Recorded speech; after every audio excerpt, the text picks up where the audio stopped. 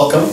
My name is Abdullah Aryan. I'm a professor of history at Georgetown University in Qatar. I'm pleased to welcome you all to this very interesting panel on the Arab revolutions and foreign policy.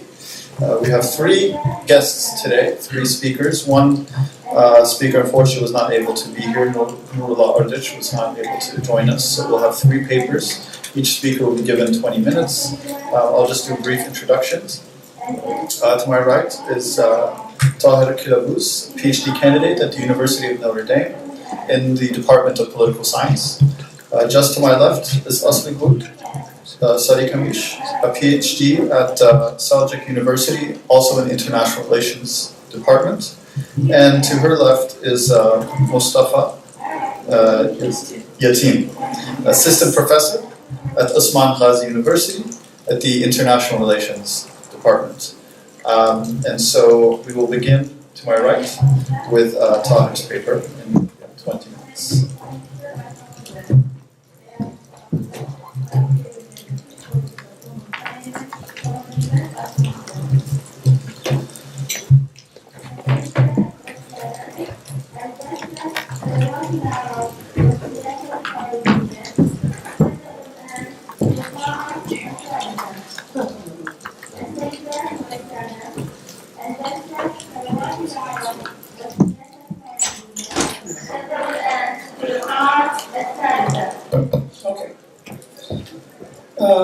Thank you very much, Dr. Aryan. My presentation is on the causes of protest movements in the Arab uprisings, and mainly on why individuals decided to go out to the streets and protest. And mainly I focus on Tunisian and Egyptian examples, and try to base my findings on surveys that were carried out in these two countries in 2011. So the main question is this. So everything started, we all know the story, everything started with protest movements. People went out the streets and they chanted against the authoritarian rule and wanted to change the regimes. Then we had some regime changes, we had elections, but at the same time, we ended up with some violent movements as well, or civil wars, and we also ended up with military takeovers and authoritarian reversal.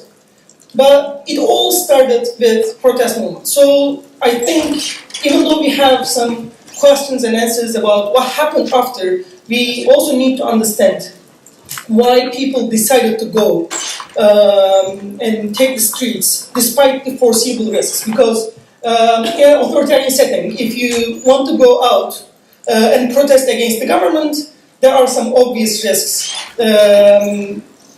not just imprisonment, but also your life is in danger. So this is a very important question. Why did they decide to go out? And I approached this question from the point of view of one of the biggest debates in social movements or political protest literature between grievances and opportunities. Grievances, or as it is sometimes called classical model or relative deprivation model, focuses on the underlying grievances that individuals have against the authority. Accordingly, when individuals have high grievances against the authority, this creates a psychological disruption, which leads to decision to go out and protest. So actually, this is the outcome of a psychological state that individuals go through. This grievances argument focuses on both objective or subjective aspects of grievances. By objective, I mean the conditions, the objective conditions that lead people to have grievances. For example, low income, or repression, or lack of rights can be objective reasons to lead people to have grievances. But at the same time, there can be some subjective aspects as well, because not every individual have same expectations from the regime or from the situation that they live in. So that is why the incongruence between their value expectations and value capabilities can create some sort of relative deprivation, which leads to grievances. So this is the argument. When individuals have either objective or subjective grievances, they can decide to go out and protest. And opportunities arguments focus on more structural conditions. So these structural conditions can allow or not allow individuals to go out and protest. And we focus on the changes in the opportunity structure in this argument. Accordingly, when there is a change in the opportunity structure, individuals can re-evaluate their situation and decide or not decide to go out and protest. For example, if there is a ban on social movements or protests, then it is less likely for individuals to go out protest. But if there's a change in the laws that allows protest, then you can see more protests. So these kind of changes in opportunity structure can affect the decision. So this is mainly an objective argument, but there is also a subjectivity in this argument as well. Charles Kurzman talks about something called opportunity perceptions. So it is not just the objective conditions, but at the same time, how individuals understand, how individuals perceive those conditions can affect their decision to go out. So for example, as an individual, I can perceive more opportunities to go out and protest than someone else, and that can help me to decide to go out and protest. And at the end, I'm planning to compare these two arguments in my question. And for the social movements literature, earlier works focus more on in-depth studies. They look at how these processes happened. For example, how civil rights movement or how rebel movements emerge. But later on, studies focused more on larger studies. They either turn to individuals or they turn to cross-national studies. And in the example of the Arab world, we have some large survey analysis studies on Arab protests. An earlier study by Shafiq and Sable looked at a couple of Arab countries before the Arab uprising. But especially after the Arab uprisings, we have two studies. In one of them, Mike Hoffman and Amaneh Jamal look at the impact of religiosity to go out and protest. And in another study, Beisinger, Jamal, and Mazur look at the more demographic factors behind the protests, more like who went out to protest and who did not. And here, I think that there's still a gap that we don't know the direct impact of grievances and opportunities to go out and protest against the government. So, in order to test these two arguments, I use survey analysis from Arab Barometer. Arab Barometer is a large survey project that took place in 3 waves so far. And the second wave of the Arab Barometer was in 2011. And in Egypt it was in June, July, and in Tunisia it was in September, October. So I think it is a good timing to capture the feelings of the individual in order to understand why they decided to go out and protest. And I focus on Egypt and Tunisian examples. And I look at two main questions in order to see if individuals went out and protest. One is a very direct question. They ask, did you go out and protest against Ben Ali or did you go out and protest against Mubarak? And in Tunisia, 16%, and in Egypt, 8% of individuals responded, yes, I did. And also I look at a second type of protest, which is protest through web, which is a bit superficial. It's a bit artificial. It's not a real protest, but it's a different type of protest. So I'm also testing for that. And in Tunisia, much more people protested that way. Can you hear me now? Yes. Okay, sorry. And I use logistic regression to test this. So in this analysis, I did some quantitative analysis, and I plan to go through. So if something may not be clear, we can go back to that in Q&A. So first I use a method called factor analysis in order to see the underlying causes behind certain things. So this method of factor analysis helps us to see latent factors behind certain things. For example, in a survey, individuals can respond to certain questions with having something in mind in behind. For example, here you can see in factor 1, these three factors are very close to each other. Influence in government, joining NGO, and freedom of protest. So they ask individuals if they think they can influence the government, if they can join NGOs, if they can freedom to protest. And factor analysis, the combination of these three tells us that there is a latent factor behind that helps individuals to answer these questions similarly. So there is one cause, one factor behind. And I think for these three questions, that factor can be opportunity perception. Because individuals that see an opportunity perception can answer these three questions similarly. And I do the same for other factors as well. And the second one, we can see a combination of trust to police, trust to judiciary, and trust to army. So it is more trust to political institutions. And I think this can be a good proxy for political grievances. And the third one is economic situation, future of the economy, equal treatment among the individuals, and medical treatment. And these are more economic aspects of what government services provide for the individuals. And I think this is a good proxy for economic grievances that they can find. So this analysis gives us three different possible factors to test in the analysis. Economic grievances, political grievances, and opportunity perceptions. And my hypotheses are whether economic grievances increase or not the protest participation, whether political grievances increase or not, or opportunity perceptions increase or not. And I also control for certain demographic variables as well. So I'll go through with analysis now. So I have a couple of models, and in this model, the results show that in Tunisia, economic grievances actually have a positive impact of political participation. So individuals that had or that felt more economic grievances participated more in the protest. But we don't see such an outcome in Egypt.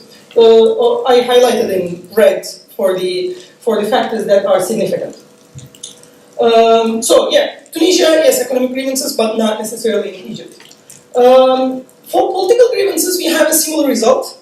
In Tunisia, there is an impact of political grievances for protest participation, but not in Egypt.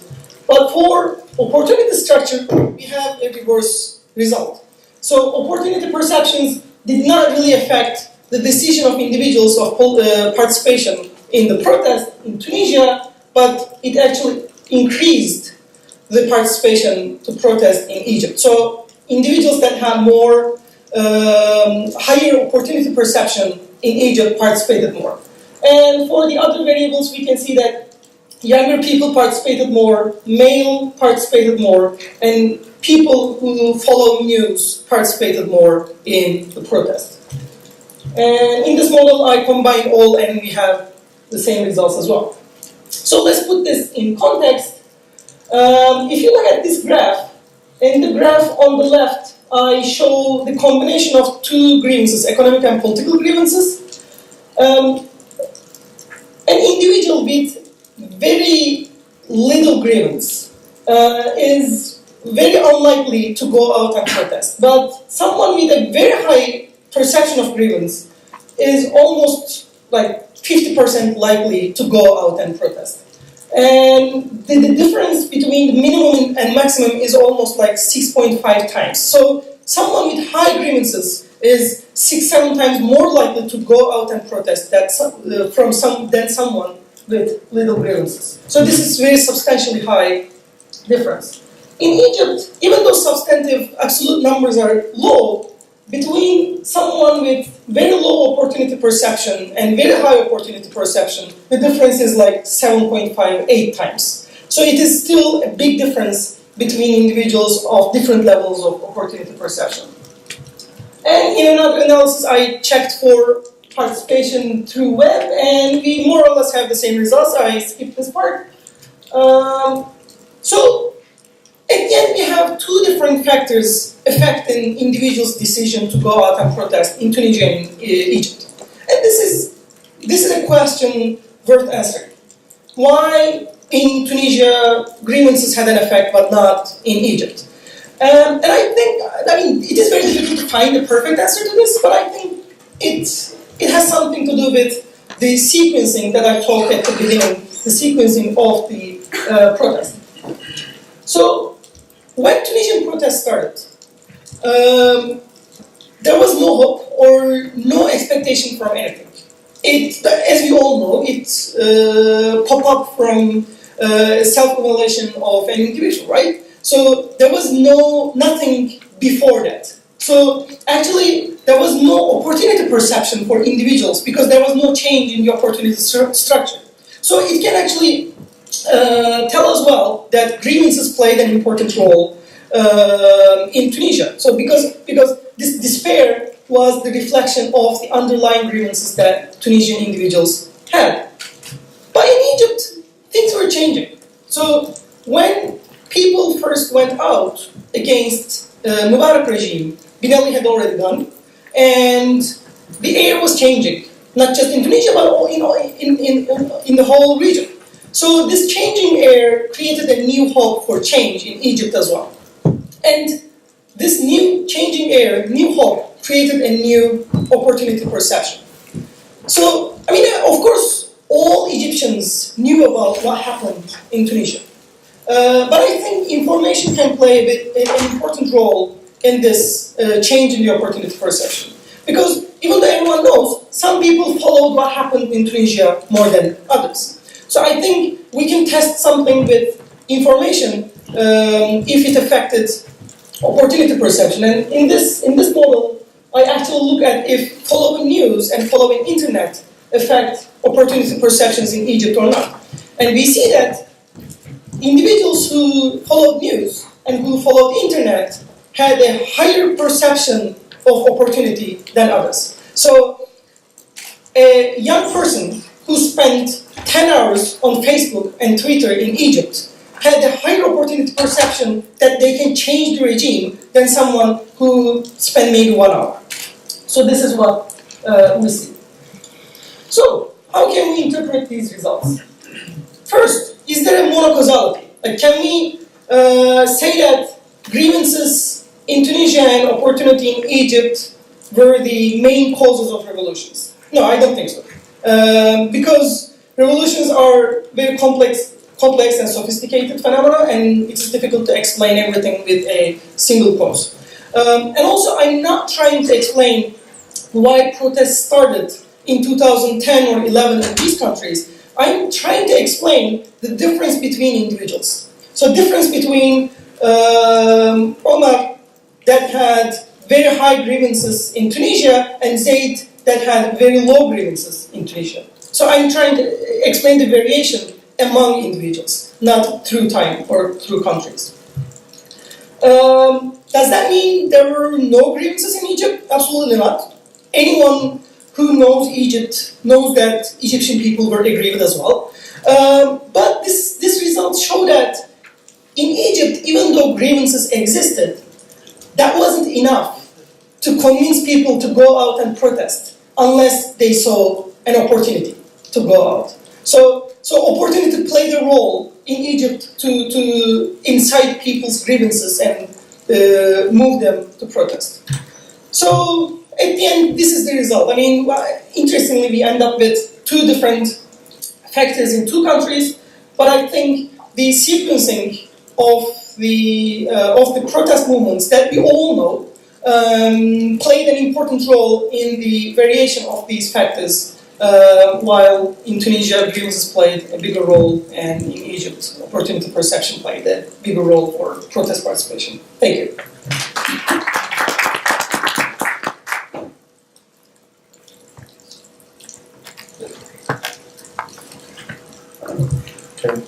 Thank you very much for that presentation.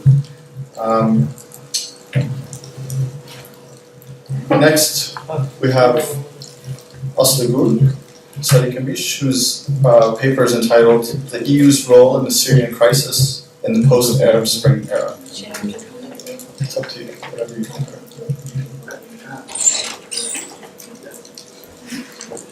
I think it should be right. Okay, thank you. Thank you very much. In fact, my presentation looks Arab Spring from the perspective of the European Union.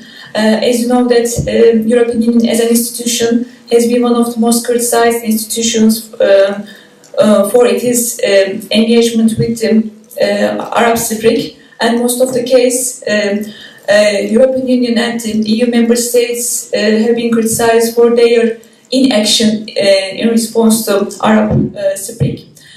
My presentation focused on the case of the Syria. As you all know that the Syria, the Arab uprisings in Syria has turned into a civil war in Syria, and Syria has become an example. Let's say Syria the Arab uprising in Syria has turned into political and humanitarian disasters in Syria, unfortunately. In this context, my paper examines EU's policy vis-à-vis the Syria conflict, and it explores to what extent European Union, EU institutions and EU member states has a joint and coherent foreign policy approach towards the Syrian crisis, and it asks the question of whether the EU has any influence, any leverage on the course of events in Syria. In the first part of the presentation, I will briefly explain EU-Syria relations prior to Arab Spring, and in the second part, I will talk about EU's response to Syrian crisis in post-Arab Spring period. When we look at the history of EU-Syria relations, EU didn't have a long history of cooperation with Syria. In the 1990s, Syria was included in the EU's Barcelona process, which aimed to promotion of stability and prosperity in EU's southern neighborhood. When we came to 2000s, after Bashar Assad came into power, Bashar Assad gave priority to the improvement of the relations between with the EU. Hence, in the early years of his period, Bashar Assad tried to improve the relations because this improvement of the relations helped to end of his isolation in the Middle East. At that time, the rapprochement with the European Union was considered as an economic gain for the stagnating economy of Syria, and the improvement of the relations with the EU was considered as a means of legitimacy for Assad regime. Afterwards, the Syria became one of the partner countries of the European Neighbourhood Policy, and negotiations started. However, the association agreement negotiations progressed very slowly because EU wanted economic liberalization and political reforms. However, Syrian regime, the Assad regime, was not willing to make these reforms. Despite these problems, EU put pressure for the Syrian regime, and EU focused on the reforms in three areas: the political reforms, state administration reform, and the social reforms.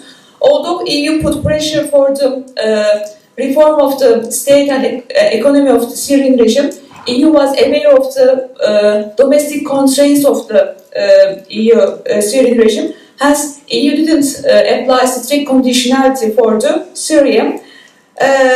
In this sense, the association agreement was an important step for the EU's role in the Syria.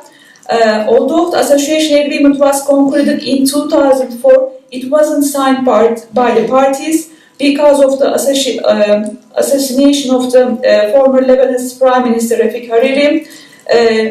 because some of the EU members claimed about Assad's role in this association, especially Chirac put pressure for the freezing of the agreement. Hence, despite negotiations, this agreement was not signed by the parties. On this basis, we can say that EU has prior to Arab uprising, EU was not the main political actor in Syria, but EU tried to maintain some kind of relation with the Syrian regime. In terms of the political transformation, EU focused on the small number of the civil society groups, and by encouragement of these groups, EU tried to encourage political reforms in Syria. After when the popular movement started in Syria in March 2011, in fact, the EU was well positioned to influence the events in Syria. Why? Because at that time, European External Action Service was established with the Lisbon Treaty. There was a new EU institution structure for the EU foreign policy for the facilitation of the more coherent and unified foreign policy. Hence, EU has more tools and instruments for influencing the events in Syria. However, despite the new institutional structure, EU was unable to act decisively in Syrian crisis. Shortly after the break of the civilian unrest, EU suspended all cooperation with the Syrian government. Furthermore, EU imposed sanctions to Assad regime, and EU increased these sanctions, including economic sanction, commercial sanction, and political sanctions to Assad regime. And starting from the October 2011, EU declared that Assad regime was responsible for this EU's conflict, and EU recognized Syrian National Coalition as a legitimate representative of the Syrian people.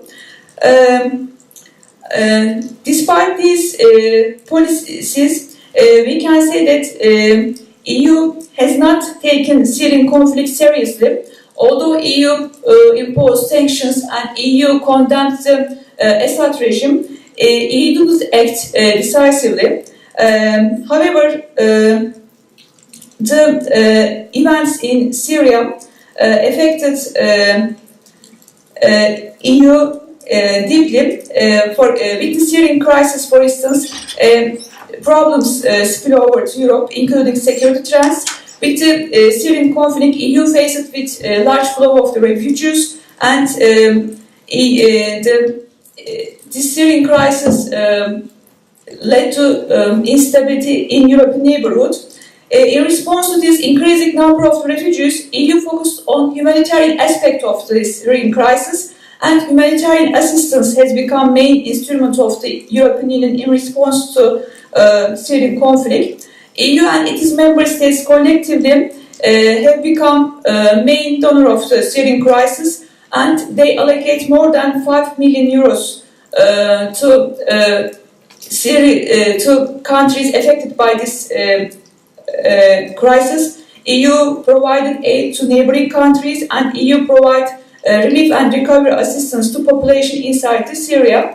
However, the problem with the EU's approach is that EU's humanitarian assistance policy was not complemented by the political actions of the EU leaders. Neither EU leaders, such as EU's High Representative for Foreign Policy, Ashton, or now Mogherini, and the EU member states fully utilized EU's foreign policy instruments for the alleviation of humanitarian crisis and for the solution of this crisis. Despite the impacts of the Syrian crisis on Europe, member states were unwilling to define a coherent position at the EU level. As a result, EU's role was very limited in Syrian crisis. EU has not employed its civilian and foreign policy instruments in Syria.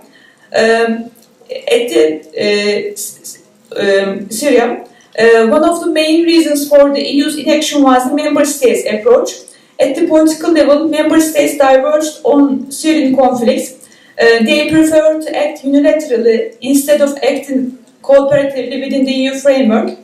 There significant differences emerged within the EU member states, especially on the use of force and for instance, France and Britain argued for the lifting EU arms embargo in order to arms embargo for supporting rebel groups in Syria, but Obama was not in favor of this armed support for the Syrian opposition. Hence, especially with the rejection of the Cameron's proposal for military intervention in House of Commons in Britain, EU supported the US position of non-intervention in the Syria crisis. Hence, neither EU member states nor EU institutions used the military instruments for solving this crisis. Instead of EU institutions and instead of EU leaders, the big three, Germany, France and Britain, were active for the solution of the conflict, but these big threes pursue their own agenda and their own policies. As a result of this, EU leaders play secondary role in this conflict, and they didn't act decisively. Instead of developing its own approach and instead of using its foreign policy tool, European Union supported international efforts for political solution of the Syrian crisis, and EU pursued the strategy of following suit. Instead of developing its own approach, European Union had to follow the other actors' policies. As a result of this, EU had to rely on America for the solution of the conflict. For instance, with regard to Russian and Iran's support for the Assad regime, EU was highly criticized because it is very well known that Russia was the main supporter of the Assad regime. In fact, Russia rescued the Assad regime in Syria. Despite the Russian and Iran supports for the Assad regime, EU didn't put any pressure for Russia or Iran for their support for the Assad regime. EU didn't use its economic instruments for putting pressure on Russia for stopping the support of the Assad regime. Currently, EU apply economic sanctions to Russia because of Russian invasion to Ukraine, but EU compartmentalized its relation with Russia, and EU didn't apply any sanctions on Russia for Russian support to Assad regime. Again, similarly, EU has done little to prevent Iran's support for the Assad regime. In fact, EU could make investment and cooperation conditional on the basis of the Iran's support to the Syrian peace process. Hence, EU was unable to use its leverage on Russia and Syria for political solution of the Syrian crisis. In the light of these points, we can say that EU was unable to forge a coherent position in Syrian crisis. As a result of this, EU became a bystander in Syrian crisis. EU's response to conflict in Syria demonstrated institutional weaknesses of the European Union. Although Syrian crisis has become a litmus test for the EU's foreign policy and especially the EU's new institution, European External Action Service, EU failed to respond to this crisis effectively. EU failed to make use of its foreign policy tools in line with its foreign policy objectives. Owing to internal political divisions among member states, EU opted for a minimal role in Syrian conflict. Except for humanitarian aid, EU member states pursued their individual approaches, and thus EU didn't have any significant influence on the course of events in Syria. Consequently, EU is now faced with humanitarian and economic consequences of the crisis. EU had to pay for its inaction, and EU had to bear the heavy cost of inacting in terms of refugee crisis and in terms of the security problems. Thank you very much for your attention.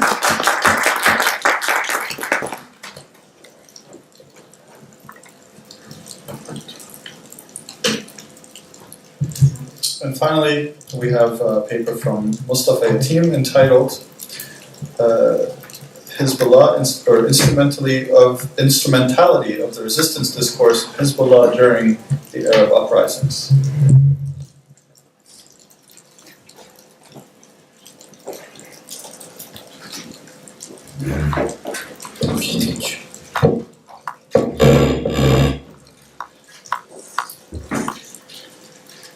Hello everyone. Today I will be talking about Hezbollah's stance during the Arab uprisings, which is clearly reflected in its seemingly stable or coherent resistance discourse. In this context, my main focus will be on to what degree its resistance discourse has changed and remained similar since its foundation in 1982 formally. Firstly, we will make a brief introduction on its organizational, ideational background and its regional local aims.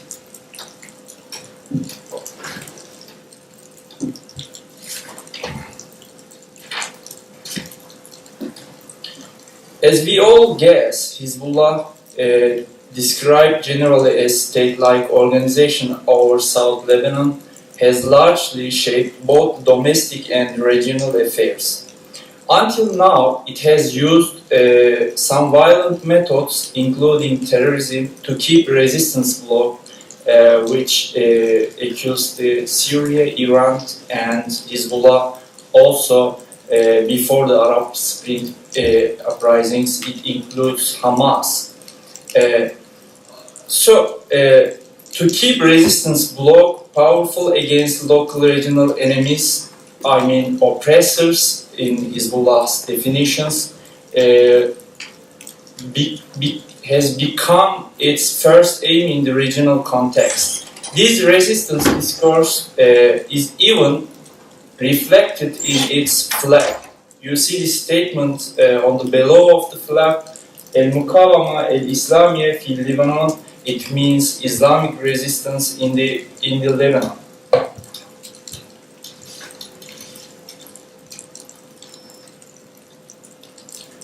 When we look at, besides that reality, when we look at its ideology shaped by both its formal, Secretary General, and religious leaders or inspirational leaders, the resistance discourse could be easily unpacked or realized here.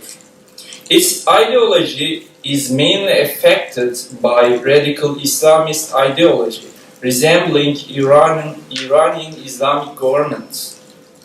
Then it is not surprising that its secretaries and spiritual leaders are consisted of religious-oriented peoples. As you see from the pictures on the top of the pictures, you see Nasrallah, current Hezbollah General Secretary, and Khamenei, the Iranian second supreme leader. And the below picture, you see again Hezbollah with Lebanon's leading Marja, Fadlallah, Mohammed Hussein Fadlallah.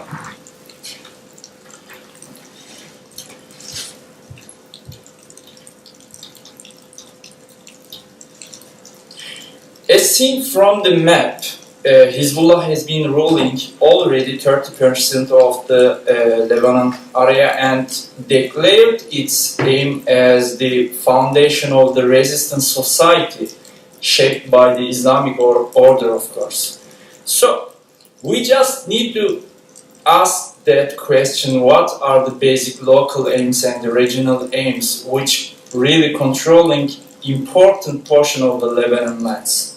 When we look at its regional aims, we see its resistance discourse once more in its supposed struggle against both Israel and Western Bloc. So in conclusion, the resistance discourse shapes Hezbollah's regional and local aims and its ideological organizational background. So we need firstly understand how resistance narrative is constructed during Arab uprisings, because it is fairly normal and expected that Hezbollah has applied this resistance to legitimize its actions in the eyes of regional peoples and in the eyes of course, Lebanon's domestic publics. Also, we need to look at whether it has remained similar, coherent, or changed, meaning that it can be used instrumentally, which I claim during my presentation. We just need to unpack, we just need to look inside the instrumentality, inside the resistance discourse, and we just need to understand its different aims changing according to different cases. So, resistance discourse is normally based on relentless war and struggle between oppressed and oppressed, in which, as always declared by Hezbollah, it is with oppressed groups. Hezbollah promised Lebanon's nation and regional people that we will always be with oppressed sections of the regions and Lebanon society. Until Arab uprisings, the cornerstone of resistance discourse is the support for Palestinian cause and all-out struggle against the eternal enemy, Israel. But this has radically changed with complicated developments since 2011 in the Middle East. In the first development, Hezbollah declared, we just jump into our three different cases and try to show the inconsistencies within the resistance discourse. In the first development, early revolutions, Hezbollah declared its support for the revolutions in Egypt, Libya and Tunisia, and popular demonstrations in Bahrain, which actually has had a more sectarian tone, because Bahrain, is comprised of the most Shia population but ruled by Sunni governments. And Hezbollah used the resistance discourse in those early uprisings as again its resistance discourse, and it's based its resistance discourse against oppressor rules. Hezbollah defined, for example, Hosni Mubarak regime, Bin Ali regime, or another regimes in Libya and Bahrain as oppressors, so we were with oppressed sections of society. We with of course Hezbollah. And in the second case, it has opposed any change in the balance of power, supporting Bashar Assad regime, and this policy option actually has been reflected again in its resistance narrative against Western imperialism, thus largely ignoring massacres applied by another oppressor regime. So in the third case, military fight against the ISIS, it has fought against by claiming that it has defended Muslim unity and Ummah against Takfiris, enemies of Islam actually. Again, we see resistance discourse in here, in its presentation of ISIS as the only threat to the Muslim world.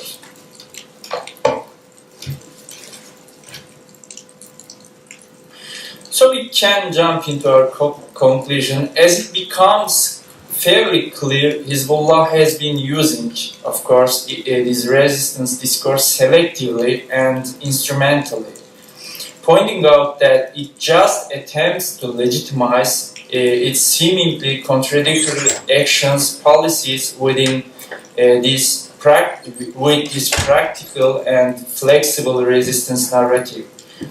But when we look at the reflections of those policy options, I mean selectively policy options and conflicting policy options, the picture does hardly meet the expected goals of the Hezbollah. It actually worked in the first case. I mean, support for early uprisings and resistance against ISIS have partly contributed to its regional and local legitimacy of the Hezbollah. But, however, Syrian internal war have complicated its local and regional relations, because it has adopted more sectarian tone and it has sided with another and really below the oppressor regime, those acting in opposition to its first promises actually. Long held claim that Hezbollah always be with oppressed sections of the society. Serious problems with both local actors, especially with Sunnis, and regional actors, especially with Gulf countries, because Gulf countries has already described Hezbollah as terrorist organization under the pressure of the Saudi Arabian government, of course. In a nutshell, it can be asserted that while Hezbollah has attempted to find a way out as any actor in the region from these complicated developments by using this so-called resistance discourse.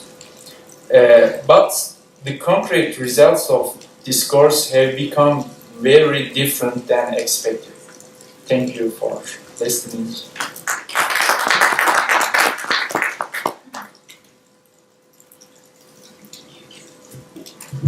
Thank you very much for 3 fantastic papers. We have some time for questions, if there are any questions from the audience. Yes?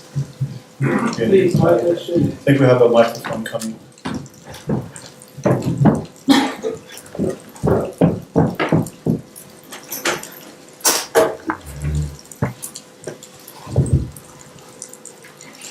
Thank you. Thank you very much. My question is for you. You talked about EU negative stance toward Syrian crisis. I think you didn't answer why that happened. Why EU was so negative toward the Syrian crisis. You talked about so many things, but you didn't answer the question why. Why? Why EU is that? Why it's like, for example, it imposed sanction on Russia because of the crisis in Crimea, but why it didn't impose sanction on Russia because of the Syrian crisis and the way that Russia intervened in Syria. I was wondering, well, again, why? All right, thank you. And I have one question for you.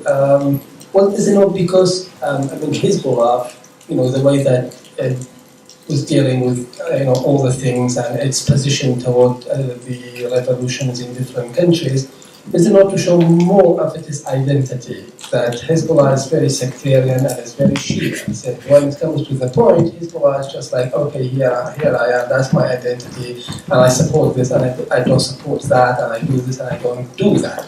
Because Hezbollah is quite sectarian and Shia, and no doubt about that. Thank you.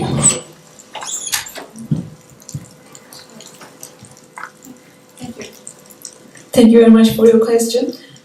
Regarding to why question, I would like to give some answers.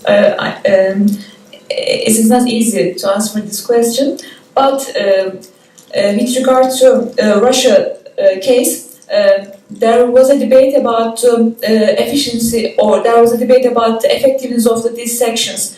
The argument is that the sanctions are not effective all the time. Although EU imposed sanctions in Russia for the invasion of the Crimea, these sanctions didn't change Russian behavior. Hence, there were doubts about consequences of these sanctions, and whether these sanctions can change Russia's behavior. I think that EU didn't want to be the part of the power game within Syria. Hence, EU refrained from confronting with Russia or Iran directly. Hence, EU didn't play active role in the Syrian conflict.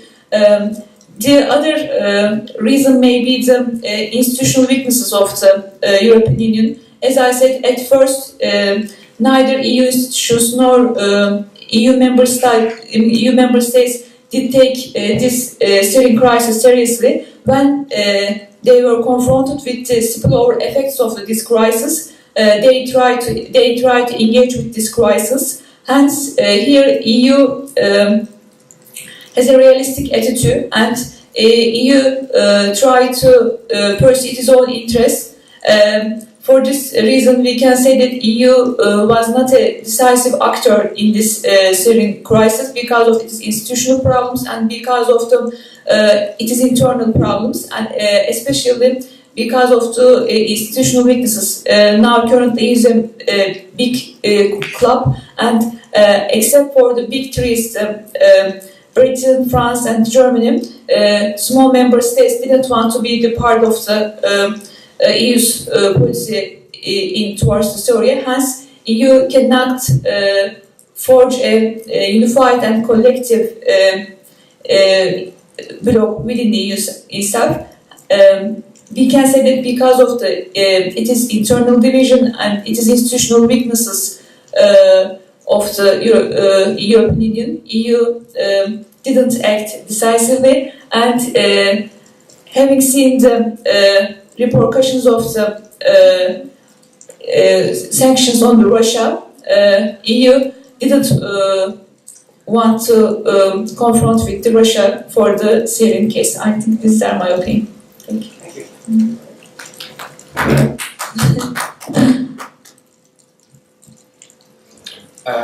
You mean whether the Hezbollah's policies over the regime are mainly based on sectarian policies? No, I mean, what else do we expect from Hezbollah? It's just like that. I mean, Hezbollah is Shia, sectarian, and we don't expect more from that organization. Until the Arab Spring, actually, Hezbollah's policies not totally are based on sectarian tone, because it has really close relations with the Hamas organization, and Iran, of course, with the Syrian assistance.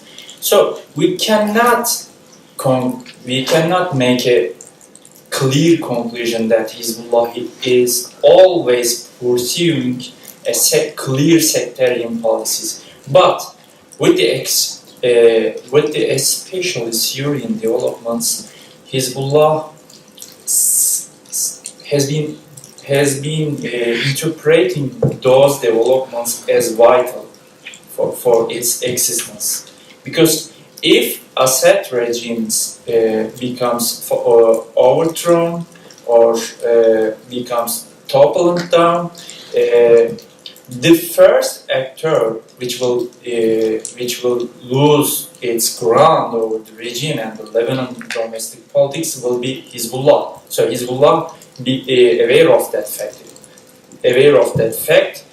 But of course, we can easily arrive at that conclusion with the Syrian developments. Hezbollah becomes more sectarian-oriented actor because with also again Syrian complicated events, Hamas, Hezbollah relations, Hamas, Iranian, Syrian relations have become more tenser. So there is no Sunni actor at all in the resistance bloc over the region. So we can make maybe it becomes more overgeneralization, but we can still make that generalization that Hezbollah becomes more have more sectarian tone with the Syrian developments. So thank you.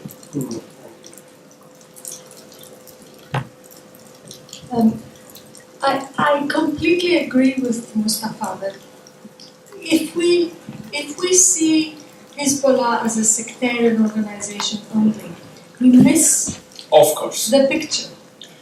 The Hezbollah great picture. vitally depends on having an anti-imperialist, resistance-driven identity. And that's why I was actually making the same argument on the first day.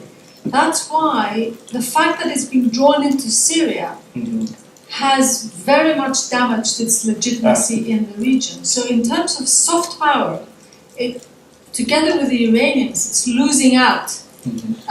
Of course, it's gaining militarily because it's gaining experience. It's becoming a hardened military organization. But in terms of legitimacy in the region, it's suffered a lot. Now, that's not completely true.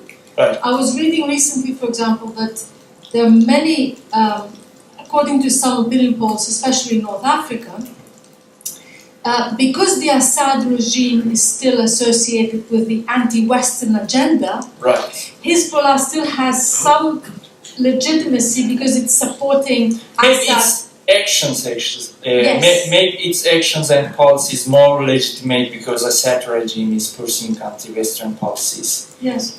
I mean, we have time, so maybe I can say this. After the Lebanon war in 2006, I was for a short trip in Damascus, and I was in the Christian quarters in Damascus, and there were the big cakes in the windows of the shops in the Christian quarter with Nasrallah's picture on the cakes. So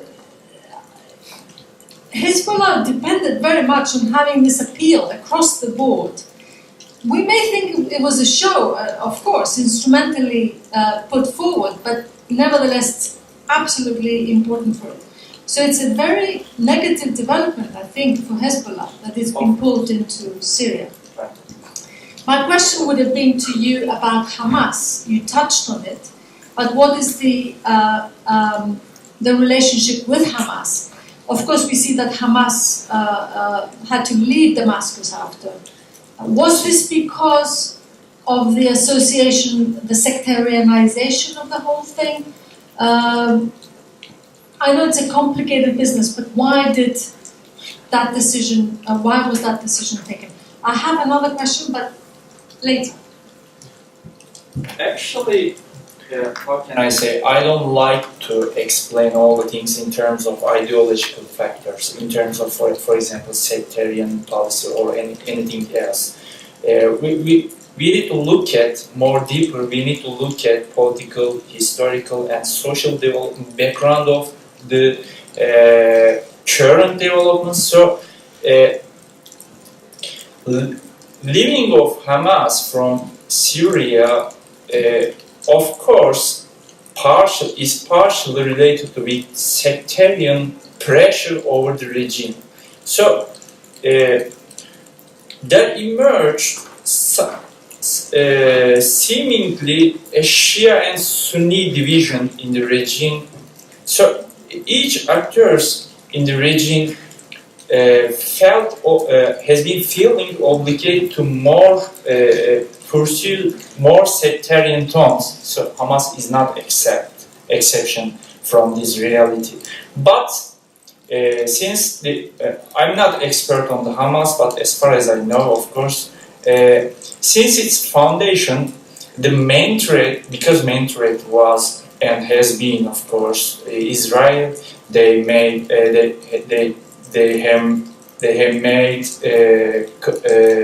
have developed close relations. They have developed political military relations, and Hamas, for example, militias. How can I say? Hezbollah made a great contributions on Hamas military tactics or anything else. So there was great cooperation in the past. But the current picture seems different because Hamas is also Muslim Brotherhood affiliated group. So in the Syrian developments, Free Syrian Army also have some Muslim Brotherhood affiliated groups. So there emerged a picture something like Hamas and Hezbollah in the opposite sides, especially in the Syrian events, of course. So Qatar became has become main supporter of the Hamas then, not Syria.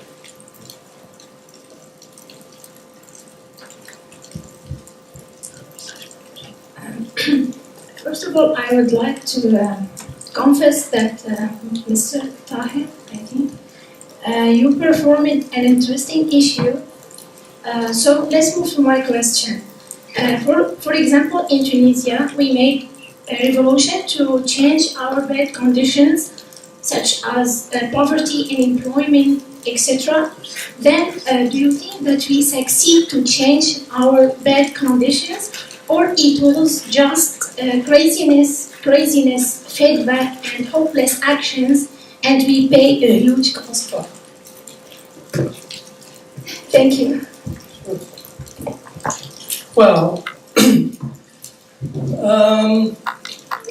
I mean, so okay, that's not necessarily what I'm looking at in this very paper, but in general, that is still very related with Wahhabi. Yes, for sure. That was the cause. Like that was the main driver of why people went out and they tried to change. And I think there is change to some extent, but for sure the change probably is not in the level that it was expected in the beginning. But at the same time, I think it is too early to evaluate the outcomes of the revolution in Tunisia or in any other places. Well, I mean, maybe in Egypt we can evaluate to some extent because there's a reversal, but in Tunisia it is still too early to evaluate. It's been only 5 years. And yes, revolutions are times that people expect radical changes and rapidly, but things don't usually change that fast.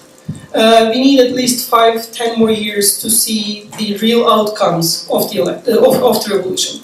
Also, at the same time, we have to keep in mind that even now there is an important change compared to 2010. So, yes, economically, Tunisia is not better than 2010. Yes, economy did not transform as expected, but especially politically. At least the conditions changed. Now there are opportunities for any group to organize and mobilize and run in the elections and change the course. This was not possible in 2010 or 2009. So we have to admit that some change have been succeeded, but it is probably not in the level that was expected. And actually, in another study, I looked at the change in the level of individuals in the Arab world in their support for democracy from 2011 to 2013. And Tunisia is the country that had the biggest drop in support for democracy. The survey was in mid-2013, probably right after the assassinations of opposition figures and problems in the government. And like in that survey, you could see that people became a bit depressed of what democracy could not offer to them. And I think this is because of the high expectations and the absence of meeting those expectations. But still, things are changing, and I think we and you should be a bit more patient to see the real changes in the future. Thank you. Any other questions? We'll take one. Any others? Okay, we can go back to Okay. Sure. A question for Tahir. A very interesting set of findings, I thought. I was a little bit uncertain about the term opportunity perceptions. I wasn't sure as you was, although you did try at the end to explain it. Was the perception of an opportunity to change the regime or perception to do better yourself? Do you see that to improve your situation? Was it about a feeling that there were no opportunities for progress, or the fact, or a feeling that yes, we had the opportunity to? I kind of lost it a little bit at the end. What was it exactly that you were saying? And I could see that you were linking it to people being very sort of internet savvy, open to information, in touch. But still, I couldn't completely understand the point. With economic grievance, it's probably more straightforward. You feel you have no opportunity. And it's interesting you say that the Tunisians felt that more than the Egyptians. Of course, it has, well, I don't know how to explain it, but I can see it makes sense on one level, but I'm not quite sure what the real explanation is. But my real question is about the term opportunity perceptions. Yeah, I start from the second, about grievances. When I started this, I was actually expecting to find the positive impact of grievances in both countries, because Egyptian people were worse off than Tunisians in many aspects, in economy and politics as well. And I was expecting that grievances would work in Egyptian case, but I ended up with two different results, and the whole endeavor is me trying to explain why these are different. Going back to the opportunity perception, yes, there's uncertainty, and I also think that it is uncertain. Yeah, I think this is because of the ability of quantitative methods and survey analysis to explain such deep phenomena. Probably we need to, like, in an ideal world, in an ideal study, probably this should be complemented with either some ethnographic work or some interviews with the people who actually went out and protested to find out how they perceive the opportunity or what is opportunity for them. But in quantitative analysis, we kind of have to use some proxies that can give us something close to opportunity or opportunity perception. And I mean, looking at the questions, I would say opportunity perception for them is like opportunity of changing something, but it's uncertain. I mean, I cannot like definitely say that yes, this is what they understood, because I mean, in surveys, it is difficult to be sure that what we ask is also understood the same way that we ask. So I guess this is the limitation of the study based on the survey. Please join me in thanking our speakers today.